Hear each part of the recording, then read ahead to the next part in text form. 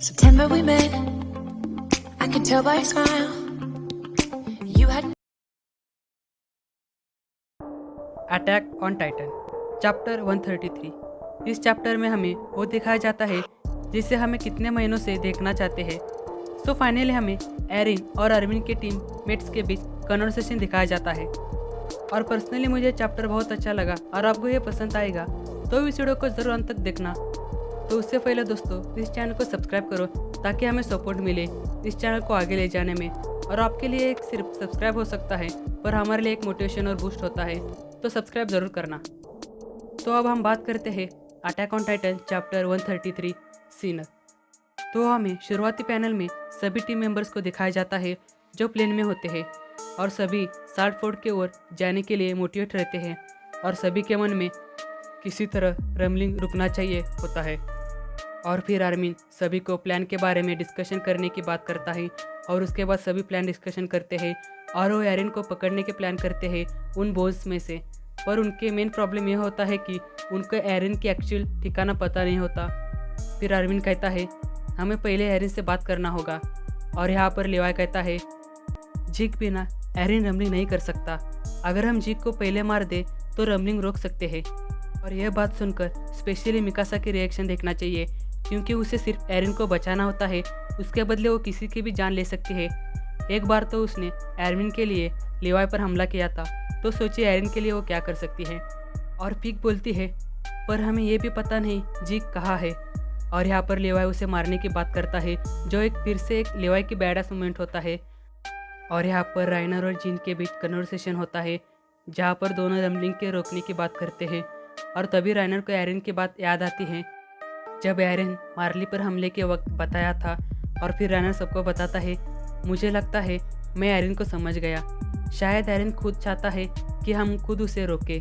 और उसके बाद मिकासा बोलती है व्हाट डू यू मीन। और फिर राइनर कहता है मैं सिर्फ सोच रहा हूँ। और मैं यहाँ पर सोच रहा हूँ।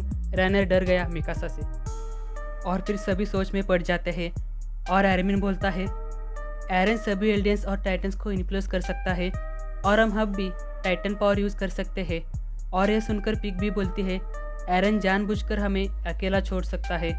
और उसके बाद आर्मिन बोलता है हाँ उसने हमें अकेला छोड़ा है जैसे कि वो हमें आजमाना चाहता हो। और फिर मिकासा बोलती है क्यों, ताकि हम रमलिंग रोक सके। और फिर राइनर कहता है he might want to pass on the founder, अगर उसने ऐसे किया he would want to end by someone. और फिर मिकासा का रिएक्शन और हमें यहाँ पर एक लाइटिंग दिखने को मिलता है।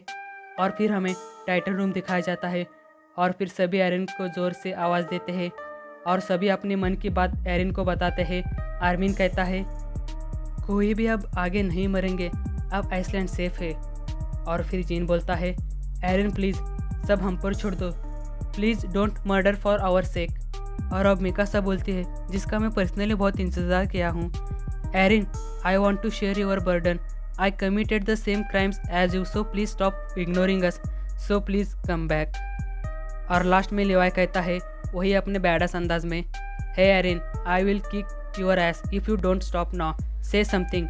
और फिर एरिन कहता है जो एक सराउंडेड आवाज़ होता है मैं रमलिंग स्टॉप नहीं कर सकता, मैं पैराडाइज की फ्यूचर के साथ गैम्बलिंग नहीं कर सकता, I am going to keep moving forwards. और फिर हमें अपना हीरो को दिखाया जाता है in my personal opinion he is my side.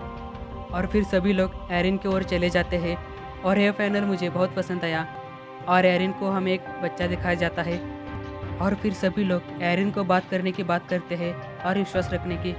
और फिर एरिन कहता है I took the world freedom to achieve my own but I won't steal yours, you are a free. तुम्हारी आज़ादी दुनिया को बचाने के लिए है, मेरी आज़ादी सिर्फ आगे बढ़ने के लिए। अगर कोई भी झुका नहीं तो हम टकरा सकते हैं, सिर्फ यही एक रास्ता है टू फाइट। और फिर एरविन पूछता है क्यों तुम हमें यहाँ लेकर आए हो।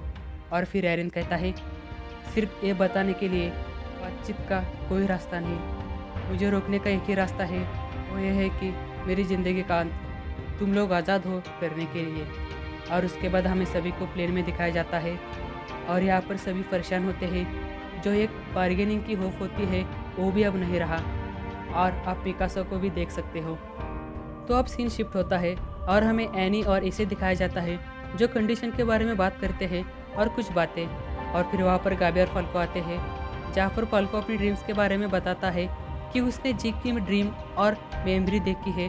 और वो कहता है the memory I recall is flying about the clouds and I can do that too. मैंने ये अंदर से जाना है। और फिर फल्को कहता है पास्ट में विंग पीस टाइटन था, तो आयनी तुम्हारा टाइटन भी एक बर्ड जैसा है, तो हम जा सकते हैं। और फिर यानी कहती है तुम यहाँ ट्रांसफ़र होगे तो हम शिप में ही मर जाएंगे, यह शिप इतना वेट नहीं झेल सकता। और फिर यहाँ पर यह औरत कहती है मुझे कोई फ़र्क नहीं पड़ता अगर शिप डूब जाएगा तो। और फिर हमें सभी के रिएक्शन दिखाए जाते हैं। और फिर हमें अगले पैनल में दिखाया जाता है फॉर साल्टा। और फिर हमें कुछ लोग दिखाया जाता है जो एयरशिप के बारे में प्लान कर रहे होते हैं। और यहाँ पर कुछ लोग होते हैं जो रमलिंग से बचने आए होते हैं। और यहाँ पर राइनर की भी फैमिली होती है। और फिर वो सभी बाहर दिखते हैं तो हमें यह नज़ारा दिखने को मिलता है। और यहाँ पर रमलिंग भी दिखाया जाता है और एयरशिप जो शायद टाइटन से लड़ने के लिए होगा। और हमें अंत में यह पैनल दिखाया जाता है जहाँ पर लिखा होता है as the end approaches total war begins. So दोस्तों, इस चैप्टर को मैं समरी में बताऊँ तो हमें दिखाया जाता है कि एरिन के साथ बातचीत का रास्ता अब नहीं रहा और एनी फल्को वो भी एरमिन के टीम के पास जा सकते हैं। और फिर हमें लास्ट में एयरशिप दिखाया जाता है। तो अब हमें अगले चैप्टर में पता चलेगा कि एरमिन अब क्या प्लान करता है और वो एयरशिप्स के बारे में भी पता चलेगा। सो मुझे तो यह जानना है कि अब मिकासा क्या करेगी। सो दोस्तों, सब्सक्राइब ज़रूर करना ताकि हमें सपोर्ट मिले। सो यह था आज का वीडियो। आप नीचे कमेंट्स करके ज़रूर बताना कैसा लगा ये वीडियो, और पसंद आया तो लाइक भी करें और सजेशन दिया करो ताकि हमें मदद मिलेगा कंटेंट बनाने के लिए। तो सब्सक्राइब करें। तो अब मिलते हैं अगले वीडियो में, तब तक stay home and stay safe. Postpone it when others doubt it out, you don't.